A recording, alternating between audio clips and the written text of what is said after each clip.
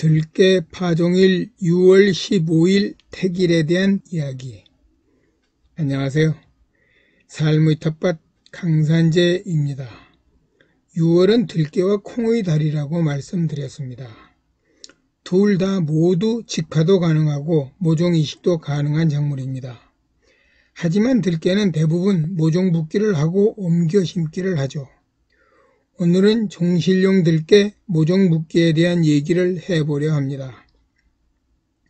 들깨 모종 붓기에서 가장 중요한 것은 밭 만들기와 파종 시기라 보고 이를 나누어 말씀드리겠습니다. 첫째, 밭 만들기. 밭 만들기는 들깨의 특성에 맞춰주면 될 정도니 간단한 편입니다. 토성은 일단 pH 6.0 내외인 약 산성이 좋고 사질양토면 무난합니다. 한 달 전쯤 석회고토 시비해두면 더 좋습니다. 참고로 석회고토는 장갑을 끼지 않은 맨손으로 만지는 것 주의하셔야 합니다.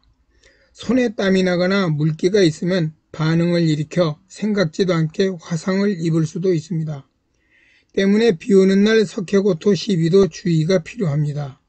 꼭 장갑 끼시고 직접 만지지 마셔요. 들깨 모종밭 비료는 퇴비와 복합비료 그리고 토양살충제 적당히 주시면 될 정도입니다. 봄밭이 아닌 모종붓기 밭인지라 면적을 크게 잡을 필요 없습니다. 텃밭지기들이라면 사방 1m 정도나 그보다 조금 적거나 커도 무방합니다.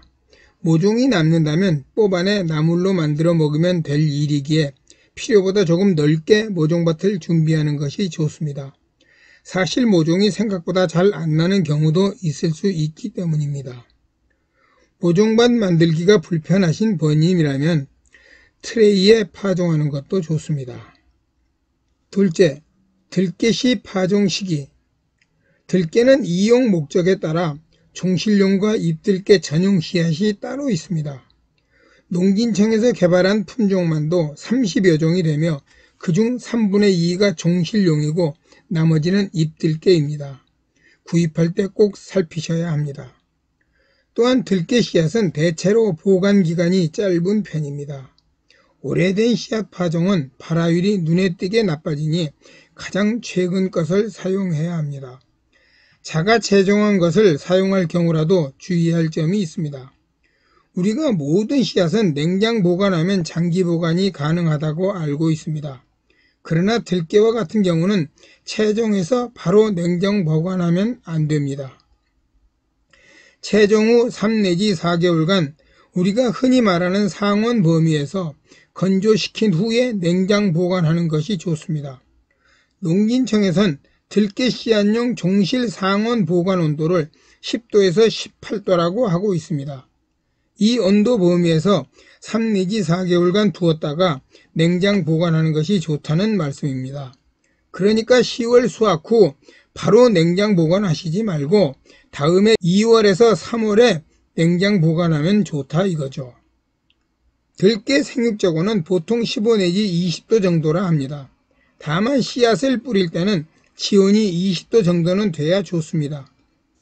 때문에 너무 일찍 들깨 모종 붓기를 하는 건 좋지 않을 수도 있습니다.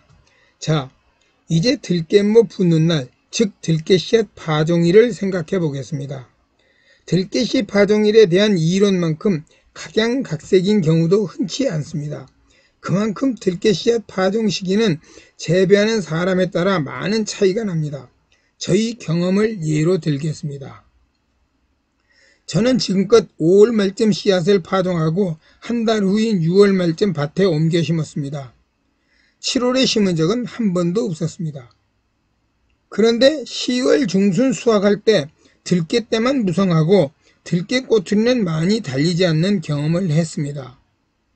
몇 년 전부터는 씨앗 파종기를 조금 늦추었습니다. 지난해는 6월 3일 들깨모를 붓고 수분 유지와 새 피해를 막기 위해 차광막을 덮어주었습니다. 그리고 23일 후인 6월 26일 날 옮겨 심기를 하고 순치기 등을 해주었습니다. 약 2달 보름 후인 9월 9일 들깨꽃이 피기 시작했고 그로부터 1개월 후인 10월 9일 들깨 수확을 했으니 파종일부터 계산하면 129일 날이었습니다. 결과는 다른 해와 같이 들깨 때만 무성하고 들깨 밑동엔 꼬투리가 거의 달리지 않았습니다. 저는 제 나름으로 결론을 내렸습니다. 들깨는 종실을 얻기 위함이지 들깨떼를 키우는 건 아니다. 그렇다면 일찍 심어 영양생장 기간을 늘려줘 들깨떼 키를 키울 필요가 없다. 들깨떼의 키는 좀 작더라도 밑동부터 꼬투리가 달린다면 총 수확량에선 별 차이가 없을 것이다. 또 들깨떼가 무성하면 수확하기도 힘들고 들깨 그루터기 파내기도 어렵고 들깨 타작을 할 때도 불필요한 들깨떼가 많아 일손이 많이 가 이래저래 손해다.